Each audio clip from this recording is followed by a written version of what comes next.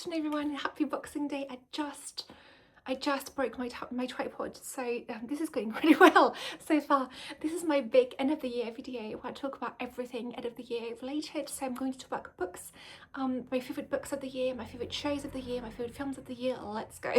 Let's go. So we've got a lot to go through. I'm going to make another video as well following this one, which I'm going to post very, very soon, talking about the book series that I'm currently still reading, so you can have an overview of what my 2026 is going to look like. Let's go. So far in 2025, today's 26, I have read 266 books. So far there are 5 days left in the year, so I'm probably going to be reading around 270 books or so, perhaps a little bit more. Do not compare yourself to anyone on the internet, least of all me. It's just me and my boyfriend, and I have very little demands on my time, so I have lots of free time, and my absolute favourite thing on the planet to do to relax is to read. Reading has been part of my everyday, almost every day for years and years and years and years, and it's an escape, it's a friend, it's friendship, it's an escape, it's adventure, it's everything to me, and I don't do very much besides it, so it's just my main source of interest and entertainment, and that's why I read so much. I don't really have any tips because it just comes naturally to me, but I never try to reach a certain goal or anything. I just read for the pleasure of reading, and I have never, however, I can tell you right now that I have never read that many books in a year, which shows me actually that it was a very good year, because I can only read when I'm really relaxed and when I'm just really good mentally, when I'm just I have plenty of free time. I can really enjoy a book to its fullest extent, and I can really relax in bed and enjoy reading for several hours. I'm not somebody who can read in half-hour increments, for example, for 30 minutes at a time. That's just too stressful for me. So that tells me that it was a very good year overall, which tracks really, because I've had the same job the entire year, I've had the same boyfriend the entire year, and I've had the same house the entire year. So that's really good actually. I hate change. Most of the changes in my life have actually been for the better. I still hate it so much. I love stability. I love just having a comfortable life, and that I can really expect, that I know what to expect from. That's kind of how I thrive. So that was a very, very good year, and that's why I read so much. So diving in, new reads, 136 books out of the 266 were new reads to me, which is about half the books that I read were new to me, which is a huge change for me. I used to be someone, or I shouldn't say used to, because I think I'm still that person, but most years I tended to reread a lot more than I read actually. So to have the number of new to me books be almost the same as the number of rereads to me is incredible to me actually, which means that I took a lot more risks, and again that I felt very safe and comfortable and relaxed most of the year, which was it hasn't been a very stressful year for me, which is great. Fingers crossed that it can continue that way. And I reread 130 books, which is a lot, but I'm a rereader really. Mostly I reread a lot. Anyway, I'm going to talk about all of my favourite books amongst the new books that I read this year. I'm not going to talk about rereads at all. I read 45 books in fantasy, 45 books in mystery, and 86 books in romance, and the rest were other categories. But those are my main categories. I read a lot of fantasy, of mystery, and romance. Fiction is my main genre by far, so I really wanted to see what the breakdown was, and it shows me really that my reading tastes have changed a little bit, because I used to be mostly I think a mystery reader, and but romance has really been a huge genre for me this year, mostly I think because I really found my niche genre of romance, which is Regency historical romance that's really bentry and fun in the style of Georgette Hare, and I found really many writers in that subcategory, which I was very happy about, and which made me so interested to read fantasy and to read Regency romance, sorry. Yeah, so that was great. Okay, so let's go. In historical fantasy, I've got three favourites here. One is a series, the Saint of Steel series by Kingfisher, which I call the Paladin books by Kingfisher. Is a historical fantasy series that's kind of historical fantasy slash mystery slash romance. It's got got a lot of elements from different genres, which is also why I love it so much, because I read widely across genres. I always love when books actually kind of really cross genres and cross boundaries and involve just different genres in one book. I really love mashups. This is a really excellent series. I've talked about it before, about paladins who have lost their gods at the beginning of the first book, and they are kind of lost in the world, really. So they have no purpose in life. They used to be devoted to a god and devoted to a church and devoted to doing good in the name of someone, and that someone dies, and so all of those paladins are kind of lost, and they all discover things to investigate. So there is a mystery per book, and there is a couple per book. Actually, they are kind of paired up and find their soulmate and find their match with each book, and each book is very different, even though it has an overarching plot. Each book is very different, follows there's this group of friends just finding their soulmate. It's so good, heartwarming, very witty, very cozy. Things happen in the midst of not so good things and traumatic things as well, and it's really, the series to me is about healing trauma together. So finding friends and finding love who can help you work things out, really. And the mysteries are very interesting. The overarching plot is getting more and more interesting with each book, and I love those characters very, very much. They are very endearing, very warm and inviting. It's a found family type of story, and I really deeply love it, and I can't wait for the rest of the series to come out. It's a gem, honestly. I haven't fallen in love with a historical fantasy series this way in a long time, so I'm very, very happy with it, especially since it's a very, again, cozy and very funny sort of series that you can really, I can see myself reading it a lot. So because it's a very cozy feel, even though again there are content warnings with each book, and some really serious content warnings as well, but again, I've said that before, but you never feel alone in those scenes when it happens, and there's always comfort nearby, and I love that. She's a genius. Two books which cannot be read alone, actually. They're part of series. That's Whispering Wood by Sharon Shinn and Shifter and Shadow by Sharon Shinn. Sharon Shinn gifted us with two books in two of my absolute favourite series ever, the Elemental Blessing series and the 12 Houses series. Those are series which I read every year, and sometimes even twice a year, and she gifted us with novellas and novels, one novella and one novel in each series, even though it's been many years since the last book came out. So you can imagine you can imagine my scream, and you can imagine my happiness, really, and joy at finding these books and finding out that these books were going to be released. They were so good. Whispering Wood is the fifth and final book in the Elemental Blessing series, where each person is given an affiliation at birth, and this one focuses on Valentina, who is given the affiliation of wood and bone. So she's very unyielding. She has lots of principles that she likes to stick by, and she's the sister of the kingdom's ruler in this book, and she falls in love with a childhood friend.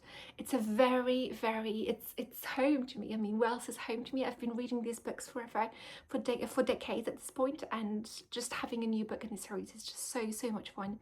Shifter and Shadow is a novella, and it talks about really a moment in the series, in the 12 Houses series, where a couple becomes a couple.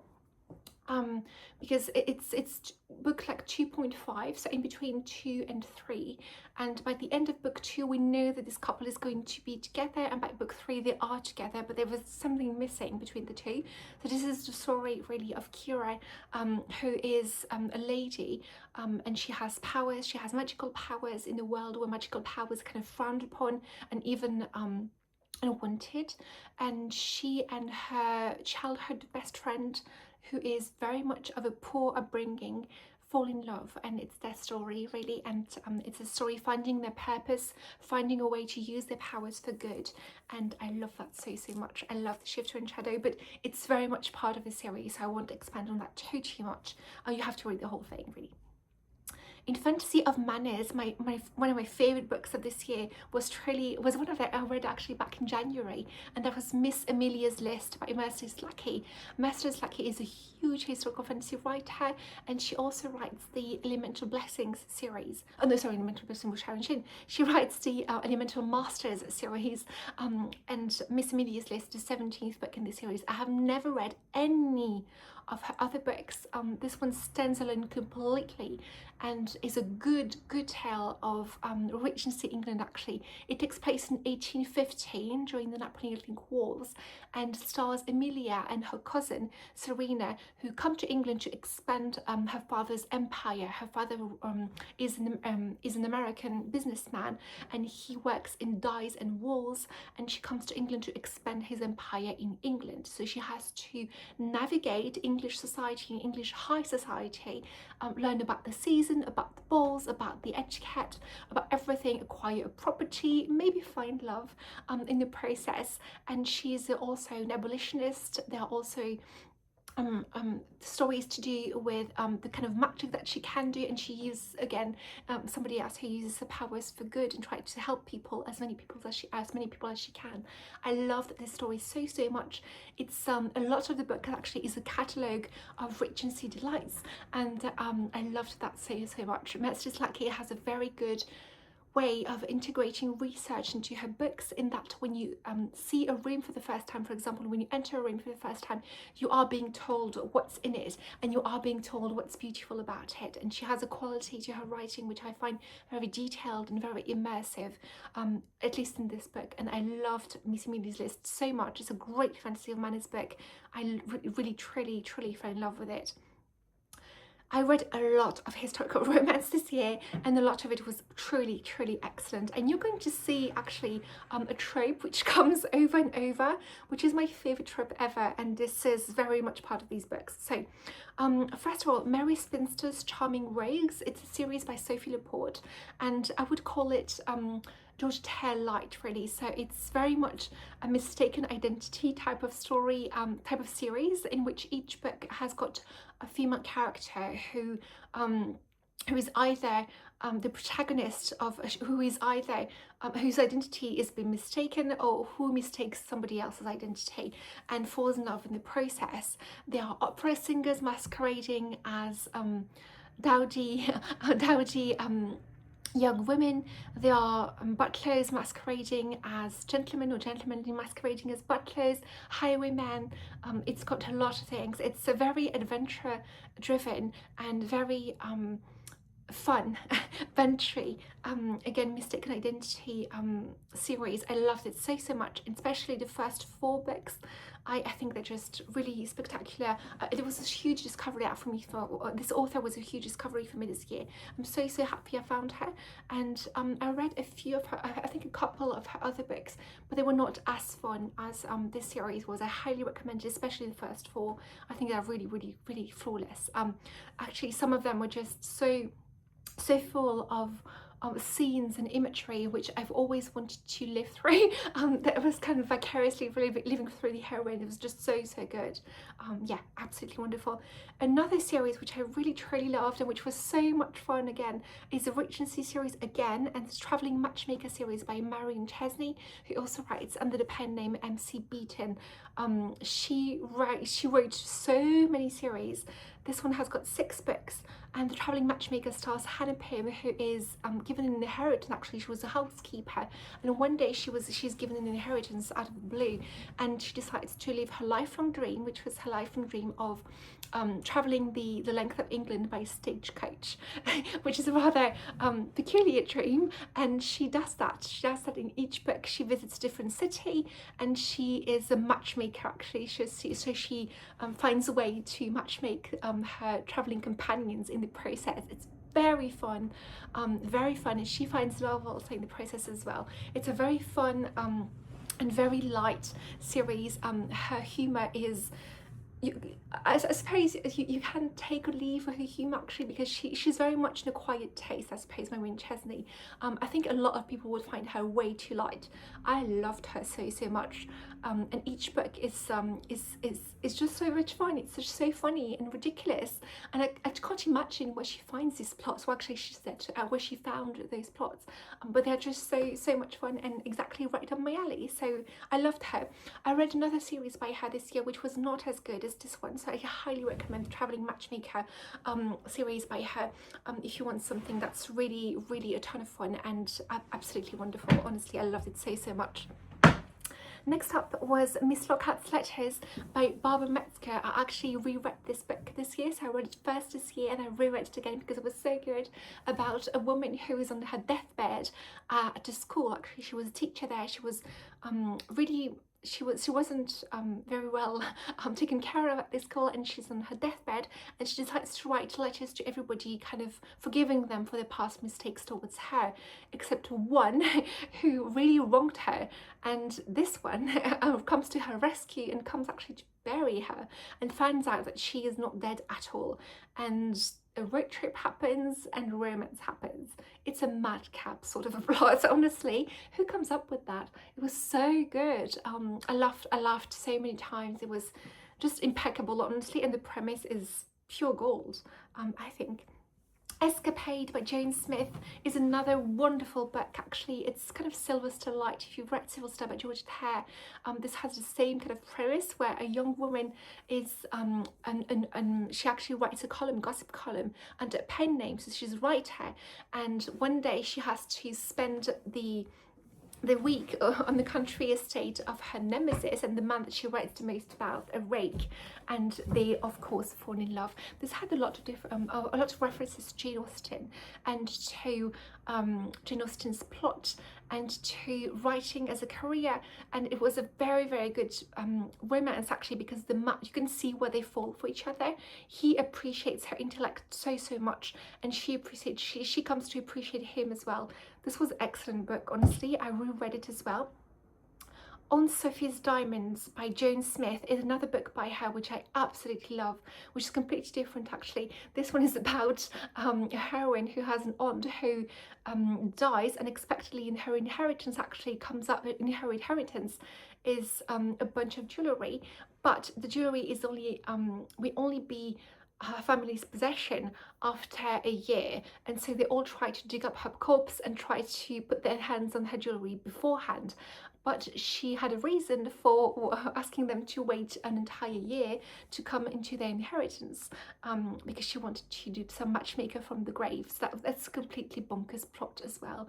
I loved it, and I reread it this year as well. Miss Grimsley's Oxford Career by Carla Kelly was one of my favourite reads this year as well. It's a very good plot. Again, mistaken identity, but Ellen, who is a scholar, she loves learning, and her dream would be to attend Oxford University, but women weren't allowed at all at the time. Her brother is given the opportunity to do so, but he's a bit of a never-do-well, kind of a lazy sort of person, and he hires her to write his essays for him. And by doing so she goes to Oxford. She attends a very poor, very not up to scratch really school nearby, near the university itself, and she writes his essays for him, and she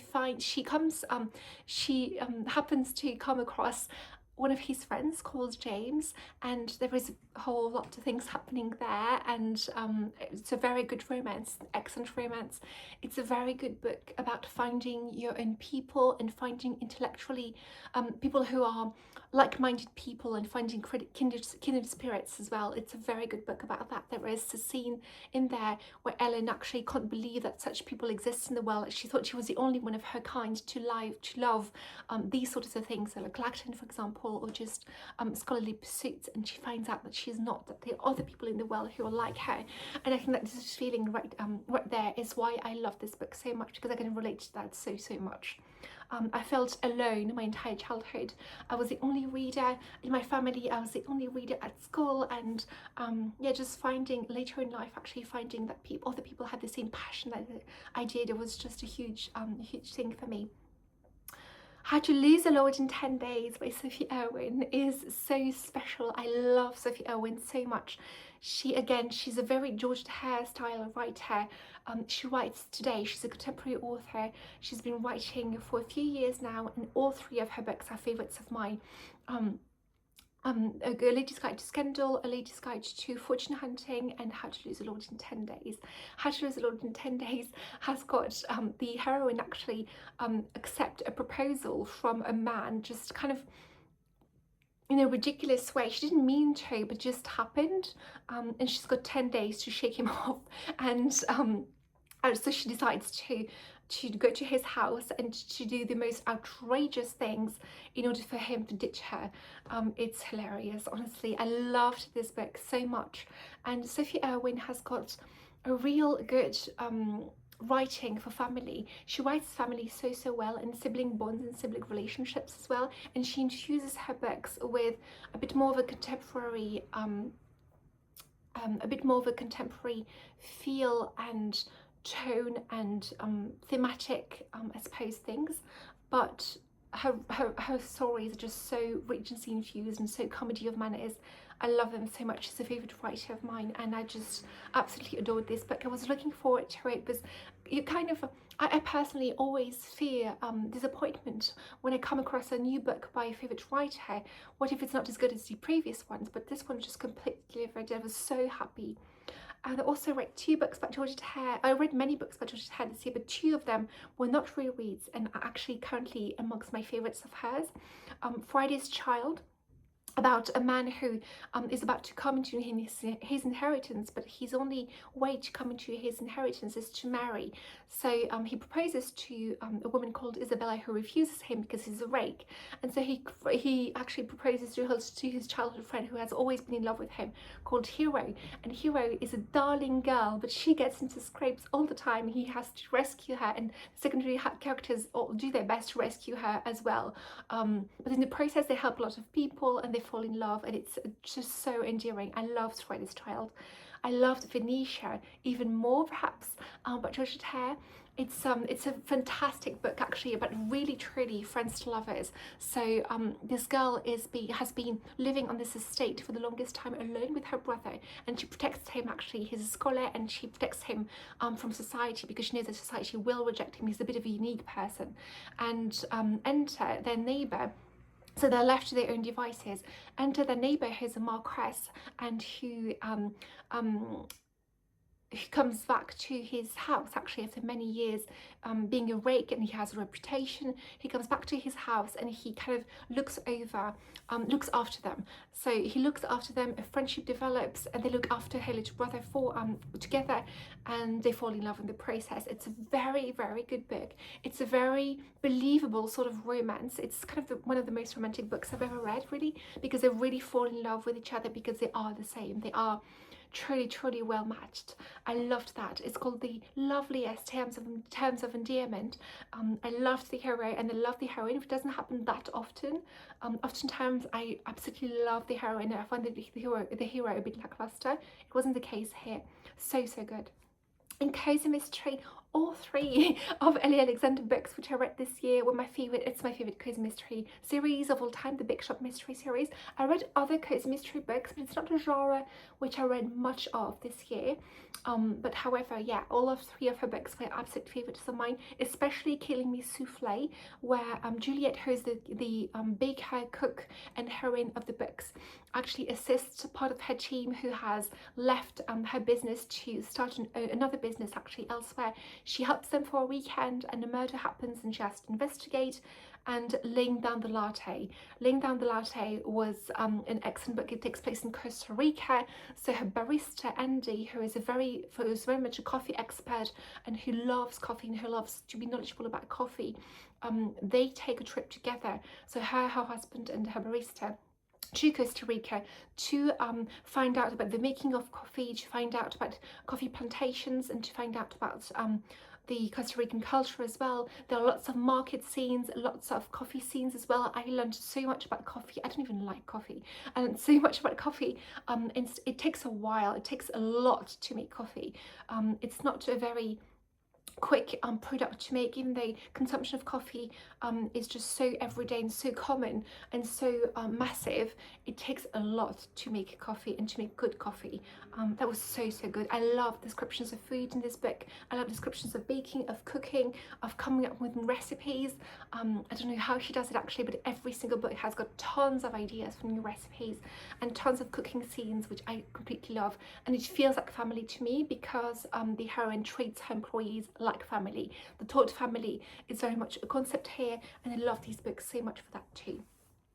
I read a few Golden Age mysteries this year, not as many as I would have liked, but I read a few, and one of them was new to me by an author I've read before, Farrar by Josephine Tay. Josephine Tay is a writer, a Golden Age mystery writer. She wrote in time of Agatha Christie and Dorothy L. Sayers. I love her. I especially love her Miss Pym Disposes book. It's gorgeous story, chilling, incredible writing, story set at a school, actually a girls' school. And I love this book so much. It's one of my favourite mysteries ever, and I hadn't read Brat Farrar by the same author. This is she writes unusual stories, honestly, which really stay with you. Her writing is so psychological, and there are twists right up until the last page. So Brat Farrar, which was new to me this year, is a very unusual title. It's a name. It's actually about a family, and I think the eldest son, who I think is called Simon, is about to come into his inheritance. So he's about to inherit this huge estate, which has got gorgeous horses as well, who everybody loves. And he's about to inherit. But when he was a young man, when he was, I think, 12, his twin disappeared, and everyone thinks he's been killed, actually. So he hasn't heard from his twin in decades. And one day, when he's about to come into his inheritance, his twin and his elder brother, by I think a few minutes, comes back under an assumed name, but he comes back to claim the inheritance. And that's the whole book. Is it really him? Does he come with the right motives? Why did he disappear? What happened? That sort of thing. It's an excellent character study, an excellent study of the whole family and what it does to them, actually, this news. And the narration is very unusual in that it focuses on a very unusual type of character as well. I don't want to give anything away, but I loved this book, and I have been thinking about this book, I think, every day since I read it, which is insane. But mysteries can do that to you sometimes, I think, when one of them is just particularly good and the implications of what you read are just particularly strong. In historical mystery, my favourite book, of course, of the year was by Charles Finch, The Hidden City, which is the last book, the latest, I should say, book in the Charles Lennox series, which was my favourite historical mystery series. This one focuses on Lennox after the events of the last book, where he was attacked physically, so he's kind of recovering. And in this book, actually, his wife is being interested in the women's suffrage movement. This took place in Victorian London, and all of the books take place in Victorian London. Charles is a detective, and he's married. His wife is interested in the suffrage movement in this book, and he also has to play host, actually, to his cousin's daughter, who is just come from India to discover England. So he has to see England with fresh eyes, and this book was absolutely wonderful as usual. The mystery is excellent. He has to investigate a mystery for his former housekeeper. So that was great, actually, to have a glimpse of her new life and to see her back. She was one of my favorite characters in the previous books, and I just love this series so much. What else can I say? I've been talking about these books forever. I absolutely adore them. They are so descriptive and so immersive as well. There are tons of details about the Victorian era and Victorian London in particular, and in each book you learn a lot about specific trades, specific streets, details which you have never thought of researching for yourself before. It's so good, and this one is just so good, honestly, one of the best. I think my favourite is bizarrely still An Extravagant Death, actually. It doesn't take place in Victorian London, in the Gilded Age in New York, and that was the previous one, but this one was so good as well. I love my review. I don't say that ever, but I actually reread my review for it on Goodreads, and I really stand by this. It's just one of the best reviews I've written all year, so I'll link it down below for you just in case you want to read it. In Cosy Fantasy, I read The Halfling's Harvest by S.L. Rowland, who is one of my favourite Cosy Fantasy writer. I think he's my favourite Cosy Fantasy writer, actually. This one is about Marigold, who is a winemaker, and she's a halfling, and she has to she wants to produce the best wines and the best spirits, but she has got competition from somebody who can make magic, and she can't make magic. So it's a tale of friendship, it's a tale of winemaking, of food, of good company, of good wine, good food, and good company.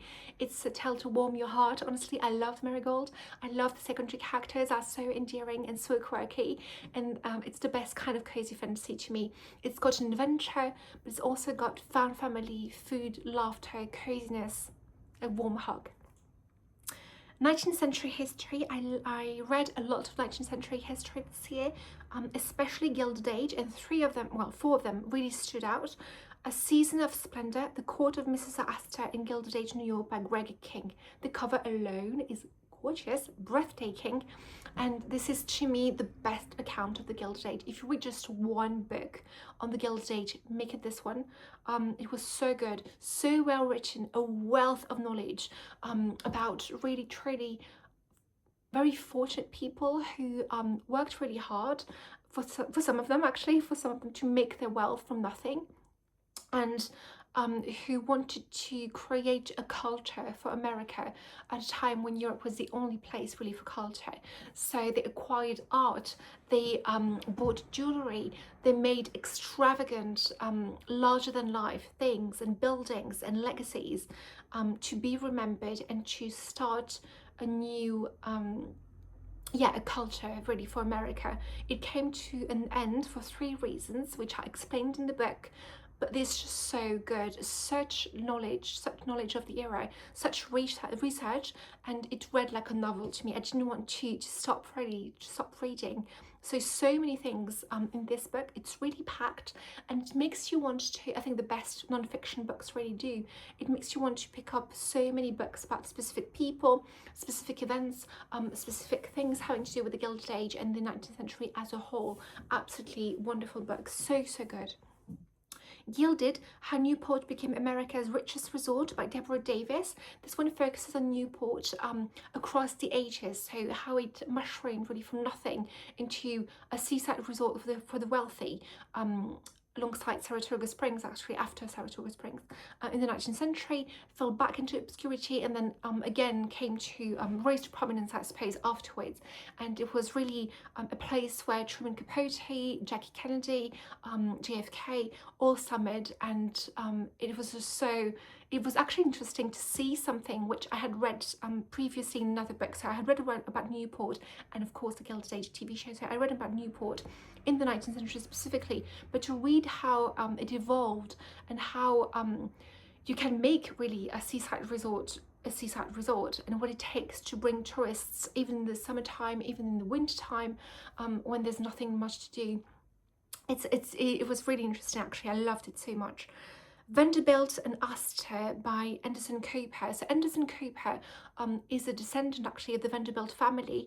He wrote 2 books which I thought was so excellent. He wrote them with a historian called Catherine Howe, I think, and they both wrote Vanderbilt and Astor, focusing on the Vanderbilt making their fortune and losing it, and then on the Astors making their fortunes and losing it.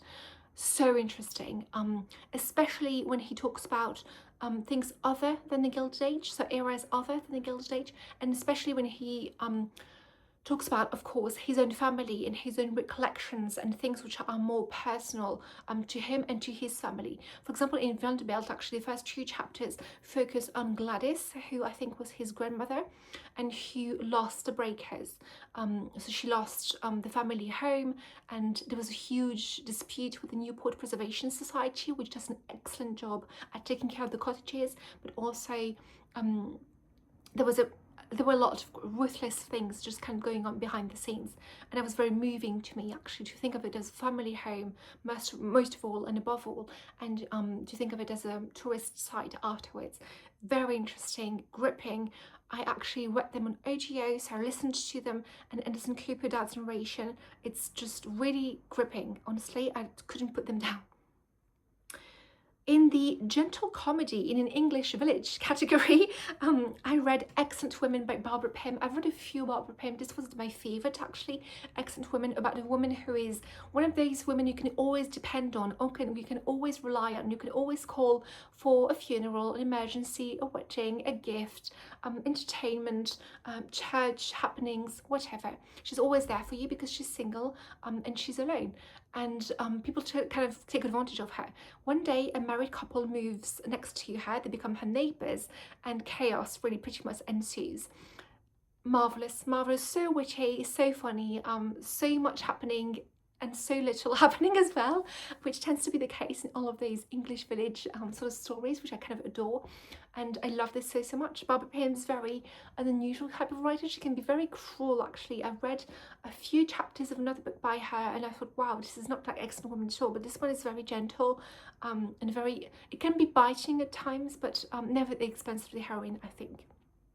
Babbacums by Susan Scarlett.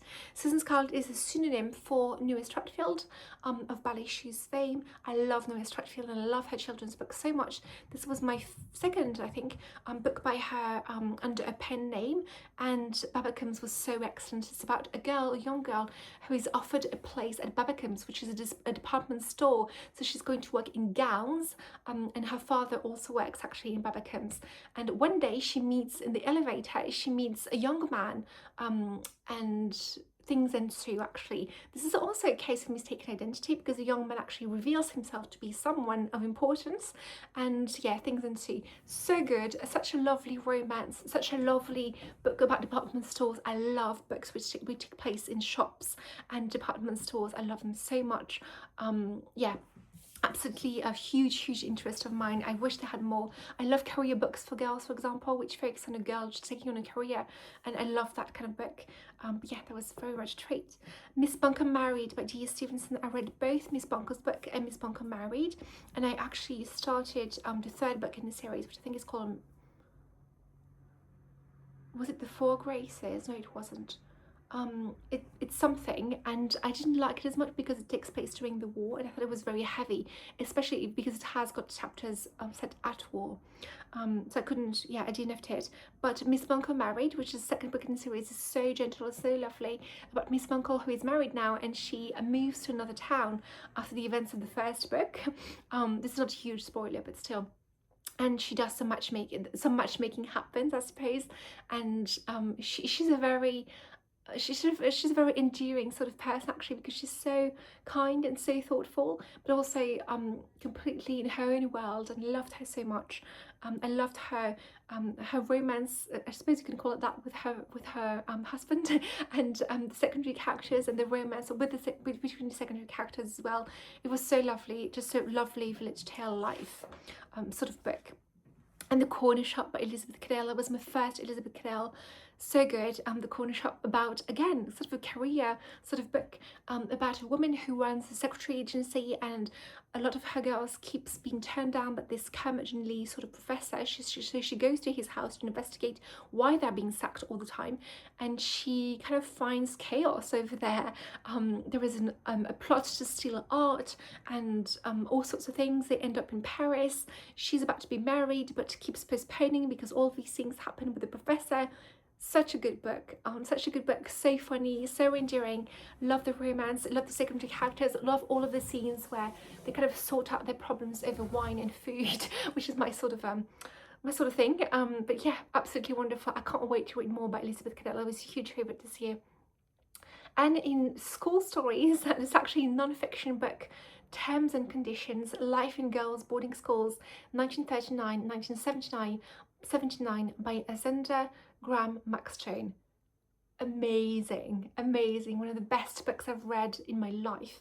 An account of girls' boarding school life, which is nothing like Mallory Towers, even though the friendships are very real. This made me laugh, this made me cry. yeah, I just absolutely loved it, honestly. Chock full of details about boarding school life for women, about careers for women afterwards as well, and the lifelong friendship that you actually make in this kind of contexts. So it was very traumatizing, because a lot of the details actually very, very hard to read now, what they had to endure. But the friendships and the memories that they really truly make are just absolutely marvelous, honestly. And I love this book so, so much. If you read nothing else non-fiction, make it this one and the A Season of Splendor book about the Gilded Age, if you want two excellent, excellent non-fiction books. Shows and films, very quickly, actually, very quickly, rapid fire style. Miss Austen. So good.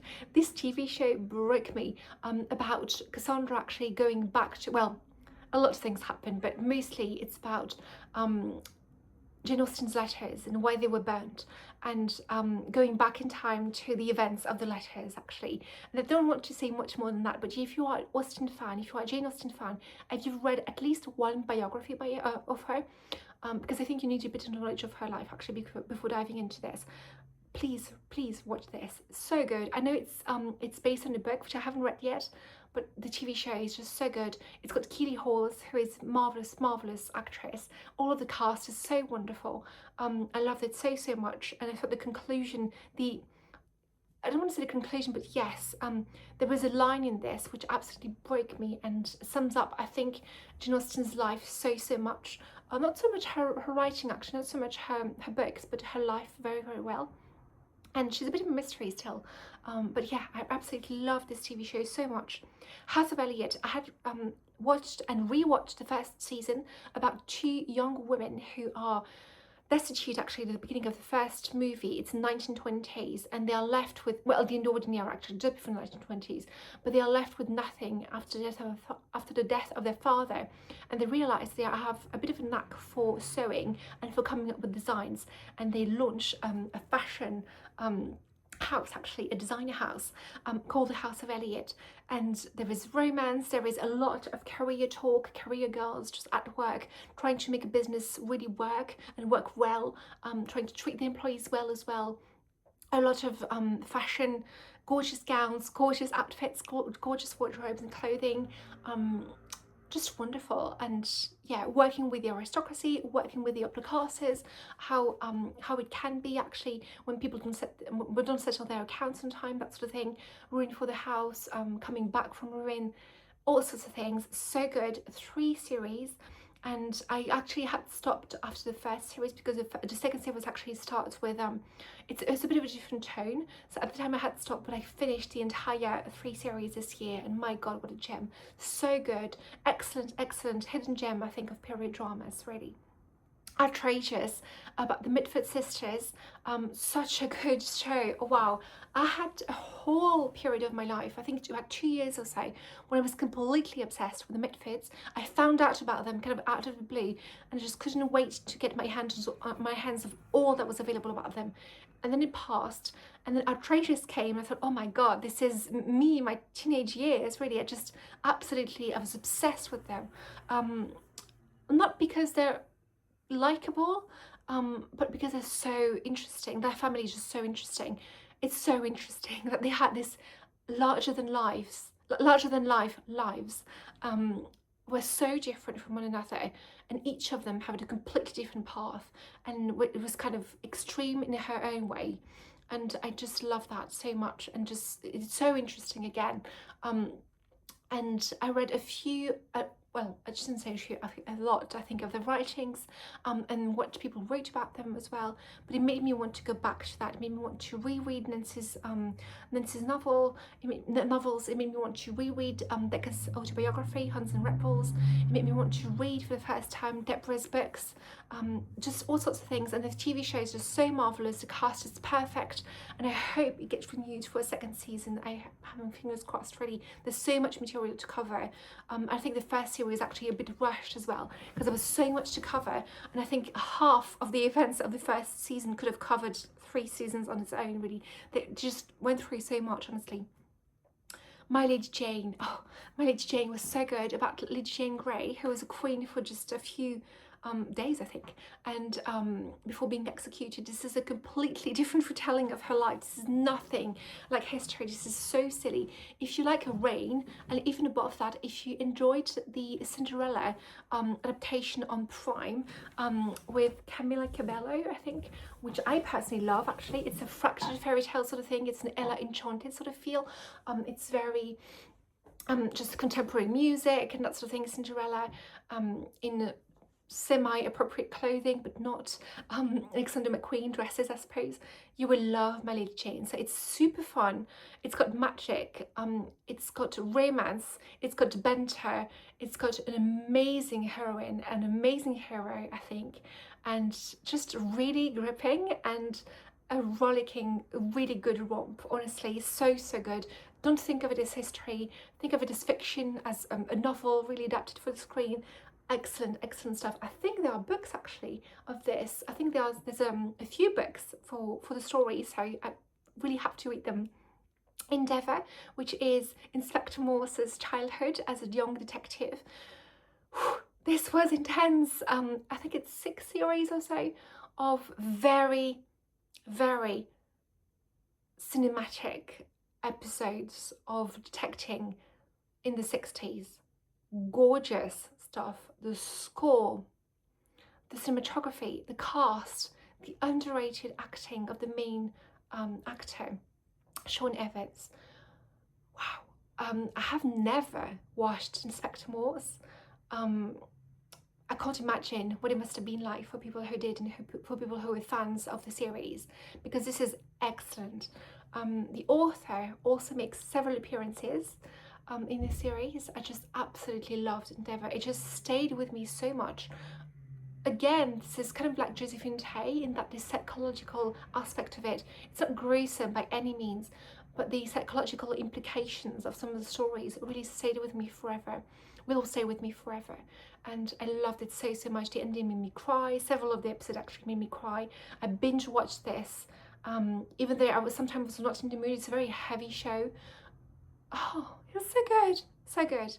If you're looking for something a bit more intellectual, definitely a bit more of an intellectual sort of a detecting style, and it takes place in Oxford. God, yeah, just pure joy for the eyes, pure visual feast, and the score, the music, the acting.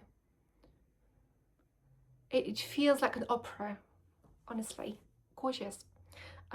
The Duchess of Duke Street, oh my god, so good. Again, about a career woman, go, a career woman. So a woman starting in Edwardian times, a woman, she's a cook. Well, she wants to be a cook, she wants to be the best cook in England, and she starts a hotel and she runs a kitchen, and then she employs staff, and then there are lots of things happening. Really, she's in contact with royalty, and aristocracy comes to her hotel. There are lots of plots involving her guests, involving her employees, her life, her love life, all sorts of things. So good. I brought her, I brought her, Louisa, with me to the gym. So I would run on a treadmill watching the episodes. One episode equals one gym session. That was such a treat. And I continued after that, after watching all 3 series, I think now, with Sherlock Holmes, the Granada Jeremy Brat version. Masterpiece. So good. So right now I'm going every weekend, every Saturday, every Sunday. I go to the gym, on a treadmill, watching Jeremy Brat in Sherlock Holmes. It is such a treat. I think I'm going to be the only person in the whole of France to go to the gym with Jeremy Brat, but it's so good. Oh my gosh. I have watched, I think, the first 4 series so far. The last one was The Son of the Four, which was a special. It was about 1 hour and a half, which introduces, I think, the Baker Street Irregulars. So good, so good. Love Jeremy Brat. Love the one episode in particular which involves falls in Germany. I won't say much more than that, but that was wow. I have never read the Arthur Conan Doyle books, either the stories or the novels, and I know that this is next because the series, it has completely grabbed my heart. Absolutely gorgeous. I love the acting so much. Jeremy Brat is such an amazing writer, an amazing actor. All of his expressions, all of his micro expressions, and the plots, the set design, even the cinematography actually, that ways in which they film, which they didn't have to do to this length really for one episode, but they did.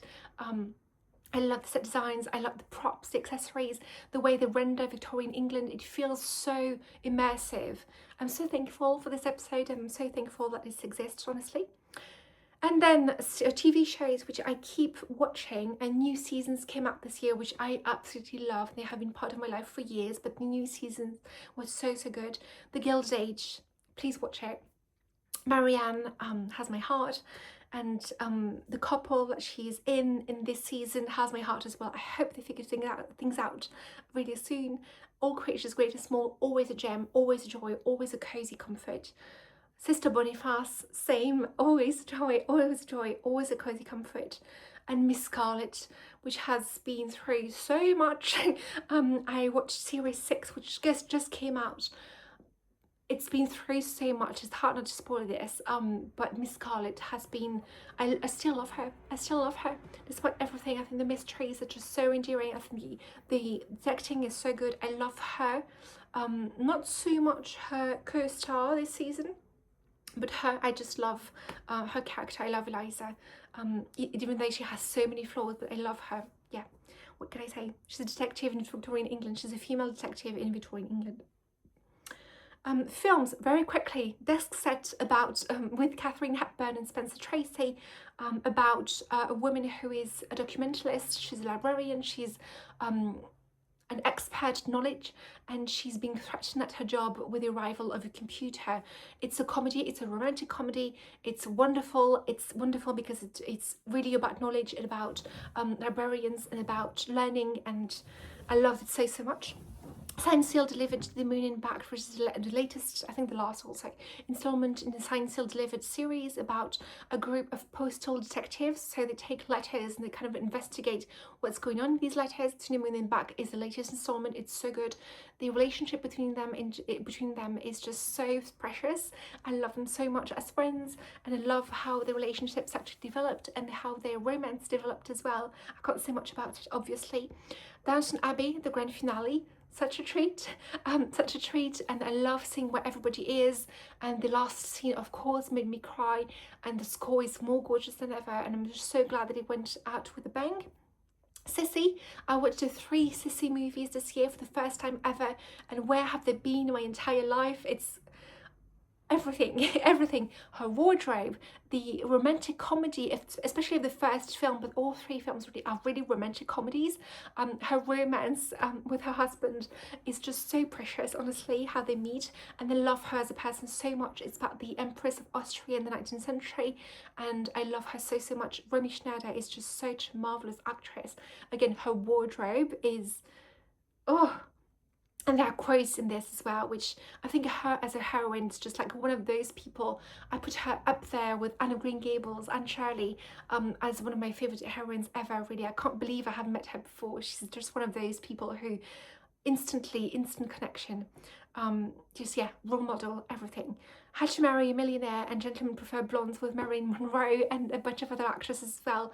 Absolutely gorgeous, just so much fun. Again, about girls who are just fortune hunters who come to New York to fortune hunt, really, and absolutely wonderful showgirls as well, who are in the romances for sort of the right reasons, but just mostly money.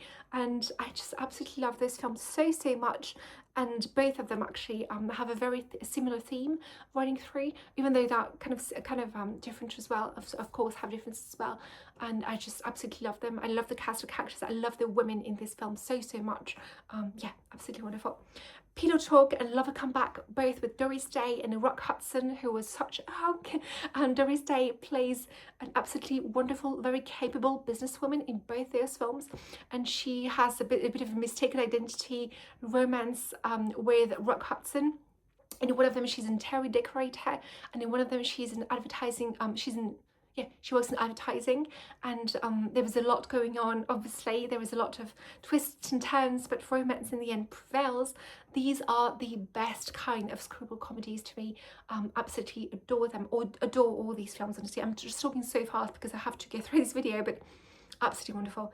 and Christmas in Connecticut with Barbara Stanwyck, which was one of the absolute favourite finds this year. Again, a romantic comedy, was kind of screwball comedy as well, because it's about mistaken identity as well. She is a New Yorker. She's a single New Yorker in her flat, and she writes columns pretending to be this absolutely wonderful homemaker in Connecticut with a farm and a baby and husband that she takes care of, this absolutely wonderful cook. And she writes columns with recipes, and people buy into this actually, until her publisher one day asks her to entertain a soldier at her house in Connecticut. So she has to find a husband, she has to find a fake baby, a fake husband, and a fake house to entertain them, and chaos ensues, especially since she kind of falls in love with the soldier as well. This was wonderful. Yeah, that was my year, really summed up in 55 minutes. I hope you've enjoyed it. This was, again, a very stable, very calm year, which is the best kind of year for me, and I hope 2026 can be just as good. I've got one more video coming up, which is going to be my book series that I'm still reading right now, so the book series that I'm kind of in the middle of. And yeah, I hope you've had a fantastic holiday season and a fantastic December as well. I hope you enjoy the in-between days between Christmas and New Year at the moment. I know I am, and I'm going to maybe film my next video right now, actually, when I'm in the mood and have got my setup right here. But yeah, I hope you are happy and healthy and loved and safe, and I will see you very, very soon. Bye.